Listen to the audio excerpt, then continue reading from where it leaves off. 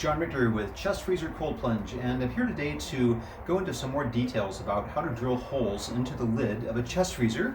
And fortunately we have this used, broken chest freezer that's actually too small to use anyway for a good cold plunge for most people, and we're going to experiment on that. So I'm going to show you a few things about this. So first of all, why would you want to drill holes in the lid of a chest freezer? Essentially, if you're putting any kind of filtration or a pump inside of the chest freezer, or if you're using sanitation with an ozone generator, those cables and wires and tubing are too big to fit through the gap or the space between the top trim of the chest freezer and the seal that's on the lid. And what that does is prevents the lid from closing all the way, and what's going to happen is you'll get dust and dirt in there. As you can see, even just from having this power cable here, that lid doesn't close all the way. So as far as drilling the hole, the first thing is that's important is to make sure you get the hole in the right place.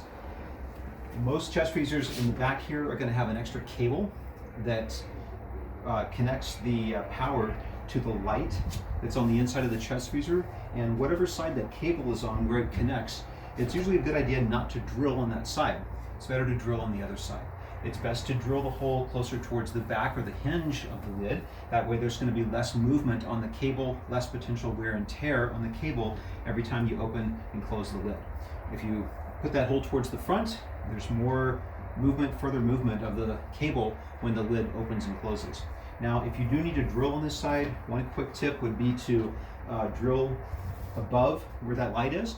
It's very unlikely that that cable runs higher than where the light is, but if you drill anywhere down here, it's going to be a risk.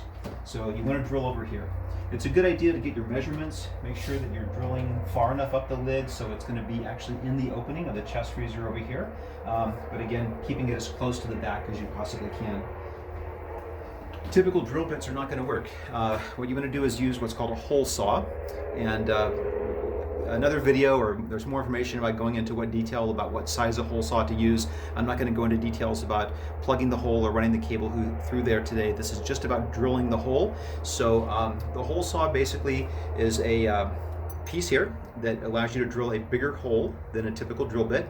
It does normally come with a standard drill bit, but you also want to make sure that it comes with this thing called the arbor, and that's what allows it to actually attach into the drill.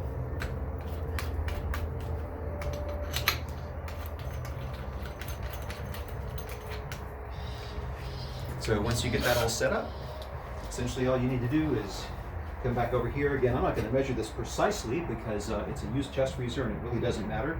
It's also a good idea if you put a bag or something in there that's just less, like a little paper bag or something to collect the dust. That's just one less thing you have to do later on.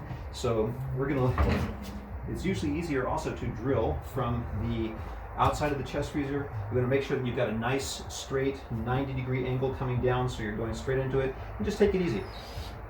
Make sure the drill is in the right direction.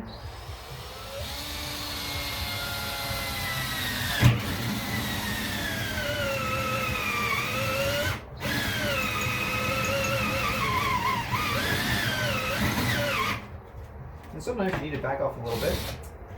The drill, especially if it's not a very powerful drill, can get caught in the metal there. So breaking through the metal is the hardest part, but it's not that difficult. Once you get through, it'll be a piece of cake. It's only foam on the inside of there.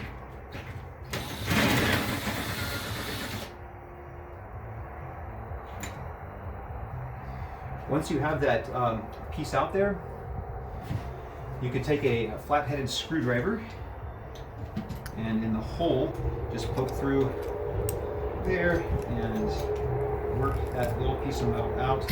You want to be careful not to touch it, it will be hot. And then once you've done that, you can go ahead and just drill the rest of the hole through the lid. What's on the underside of this is typically plastic, so it'll be a lot easier to go through. And once you've done that, there's your hole. And then you just do whatever you need to do in order to get that thing nice and plugged for your cable to run through. And you do want to put something through there because these metal edges are pretty sharp and that can destroy your cable. And you also do want to do something to seal this so that dust and dirt doesn't get in there, and you want to make it airtight so that that also keeps the chest freezer cooling correctly. If you have any questions, comment below. Also, like or subscribe to the channel. If you want to engage with our great community for folks who are doing cold water immersion with chest freezer conversions, feel free to check out our Facebook group, Chest Freezer Cold Plunge.